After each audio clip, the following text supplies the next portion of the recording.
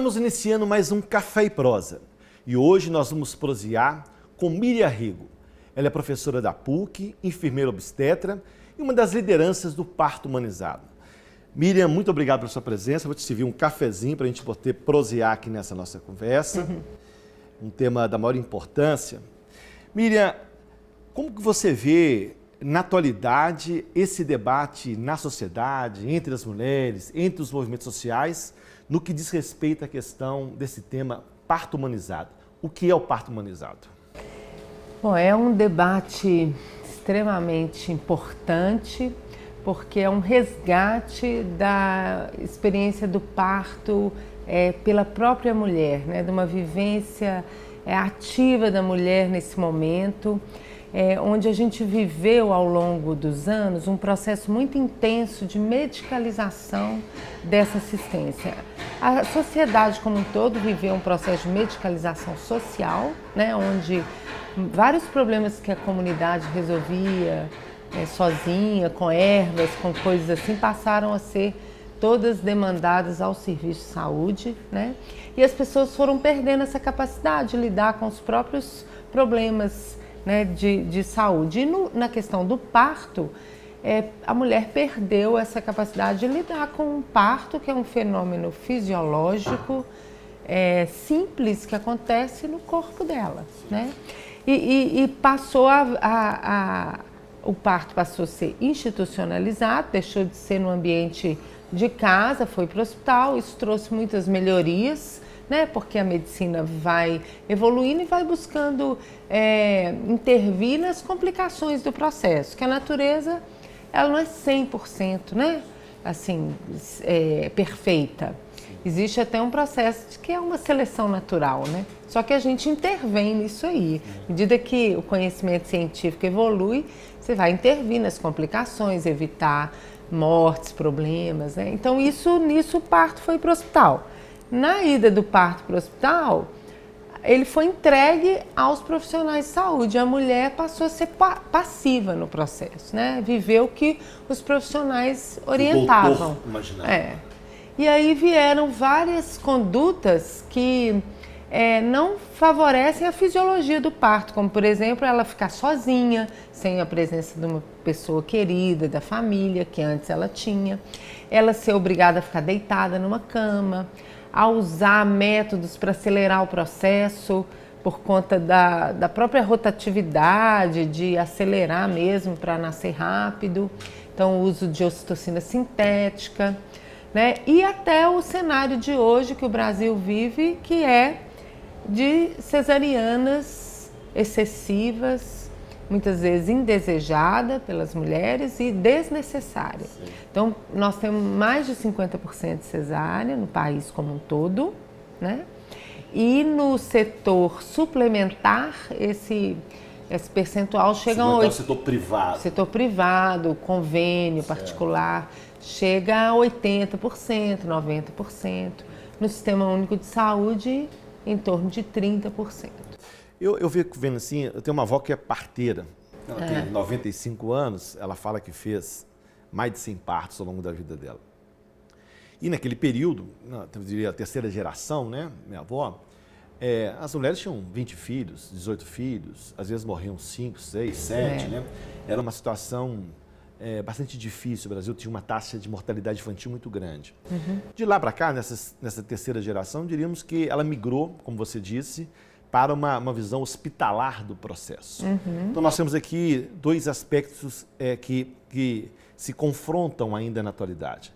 Aquilo que diz respeito ao parto em casa, feito por parteiro, feito de forma natural, que leva, em algumas situações, implicações para a criança, para a mulher, e essa agora da construção do taylorismo ou do fordismo do parto, né? Vamos fazer uma série aqui, tem 10 mulheres, vamos cortar todos, vamos fazer, costura, resolve o problema. Esse me parece o debate central, ou seja, qual o caminho a se buscar? Porque é lógico que em determinadas situações é possível procurar um hospital para poder fazer o parto, porque tem risco para a mãe e para a criança.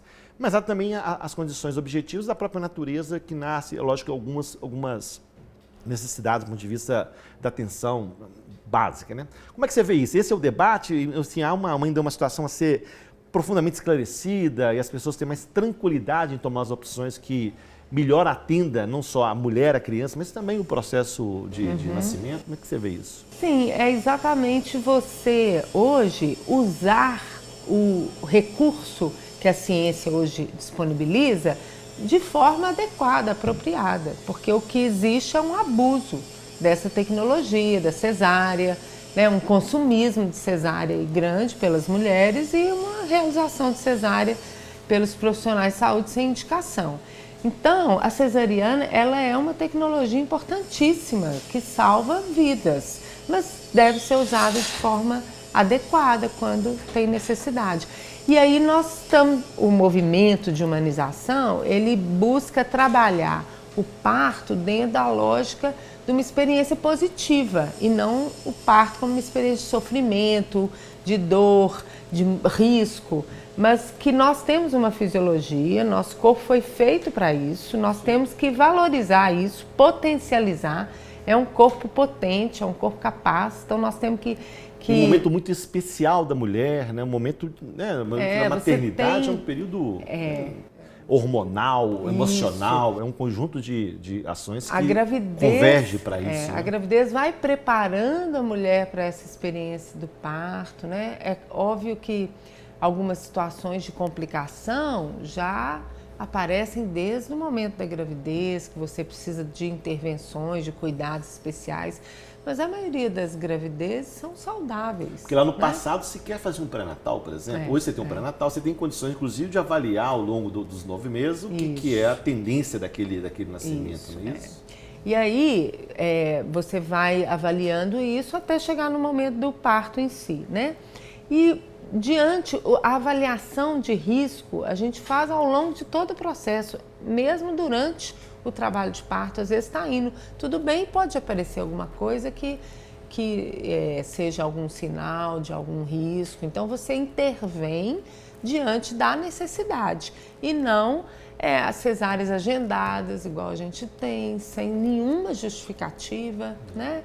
Você acredita que nós vivemos uma epidemia da cesariana? Ou seja, o setor suplementar, como você diz, principalmente, tem interesse porque de certa forma, é invasiva, né? Corta, a recuperação da mulher é mais difícil, a relação com a criança no parto também é desumanizada, vamos dizer assim.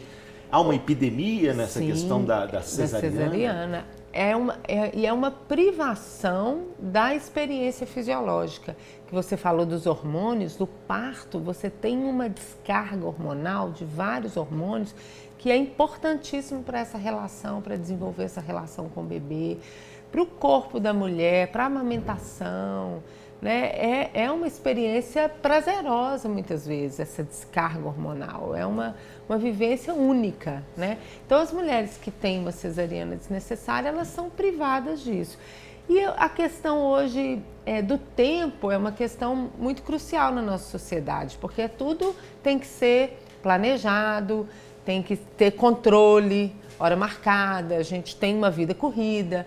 Então, muitas vezes um parto, você não sabe que horas que vai nascer. Quando ele começa, você não sabe que horas que vai terminar, você não sabe nem como vai terminar, né? Você não acha que também na formação, tem conversado com algumas pessoas na área da medicina, nessa área do parto, a própria formação, o próprio médico ou enfermeiro obstetra, na sua grande maioria, é formado com essa concepção da cesárea. Às vezes a própria escola não dá essa qualidade dessa formação, essa alternativa.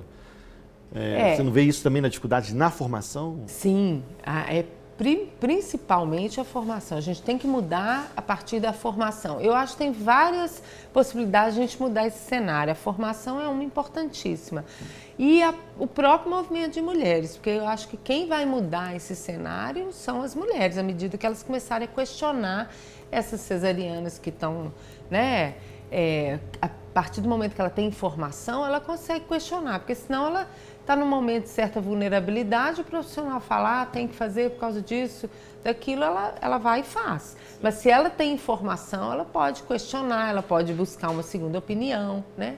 Então, eu acho que o movimento humanizado, o movimento social, as mulheres é o principal motor para mudar esse processo, mas a formação é importantíssima. E hoje a gente tem a prática baseada em evidência, que é uma linha da ciência que busca dar respaldo científico para as práticas. Então, cada vez mais a medicina baseada em evidência, a saúde baseada em evidência tem mostrado que o parto normal é mais adequado, que você tem várias formas de aliviar a dor, que não precisa de chegar a usar uma medicação, várias formas naturais, que a mulher caminhar durante o processo favorece, facilita, que ela tem uma pessoa do lado encorajando também facilita. Então, a própria ciência está mostrando que as práticas mais naturais e que o processo fisiológico é mais benéfico. Miriam, nós estamos aqui, encerramos nossa prosa dizendo dos cenários, das questões que envolvem esta discussão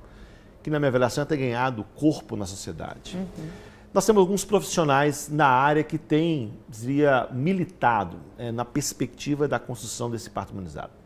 Por exemplo, as enfermeiras obstetras, da qual você é uma representante.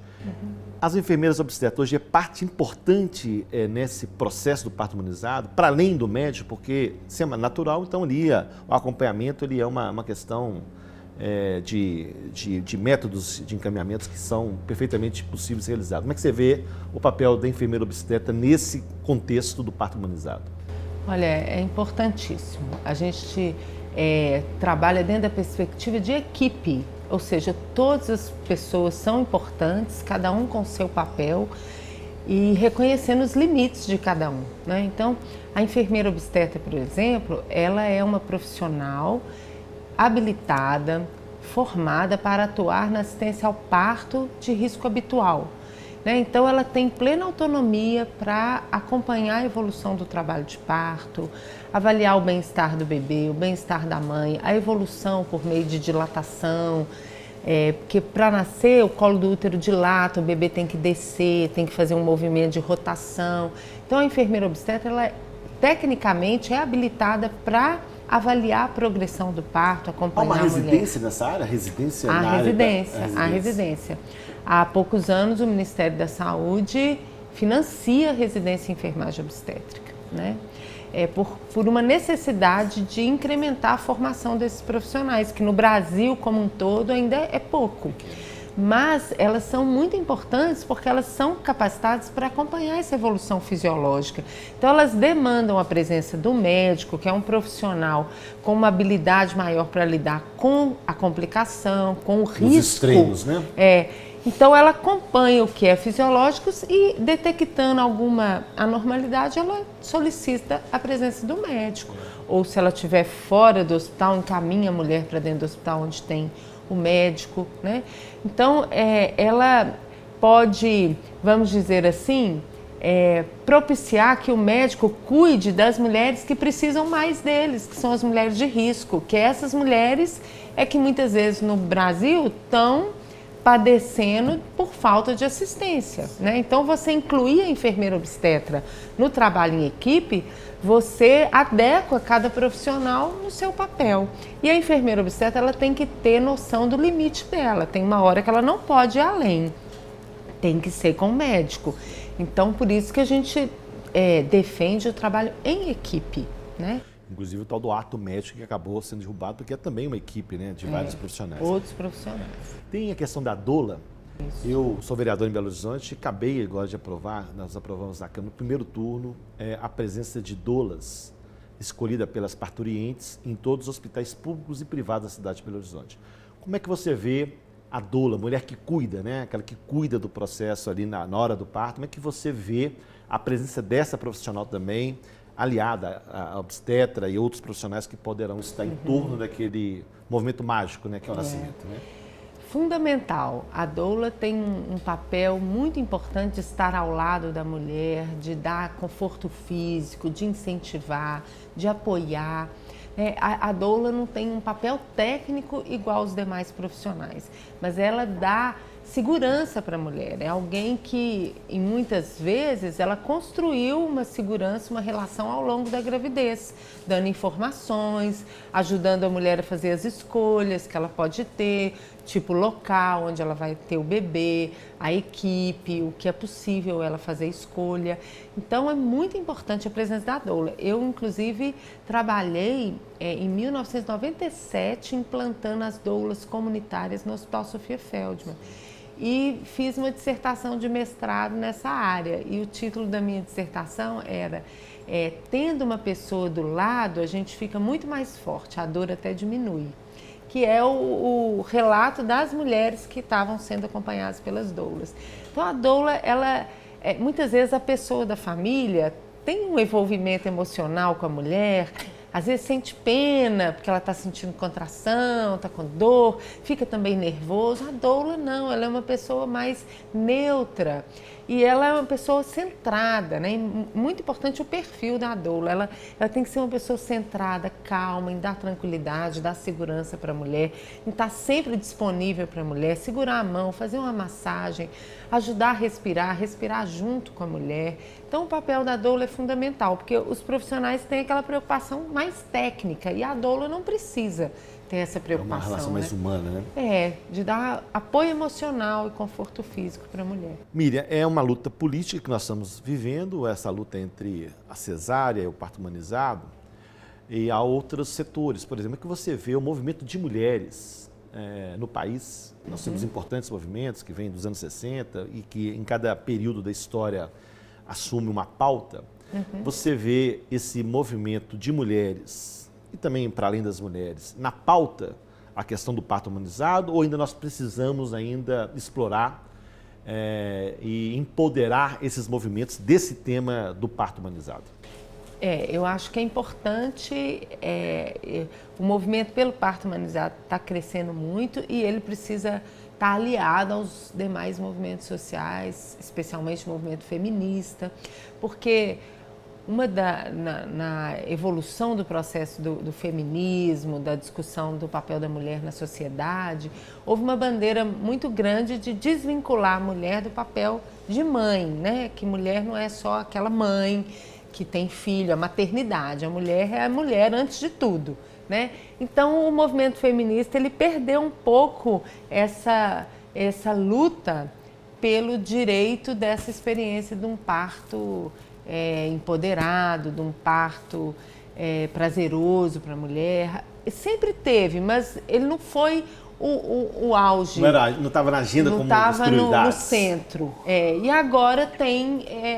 a gente está aproximando isso. Tem uma pesquisadora da Unicamp que fez um trabalho muito bonito e ela faz essa interlocução desse movimento do parto humanizado com o movimento feminista, tanto que isso é uma causa da mulher, porque é um resgate da mulher dentro da área da maternidade, que também é uma área.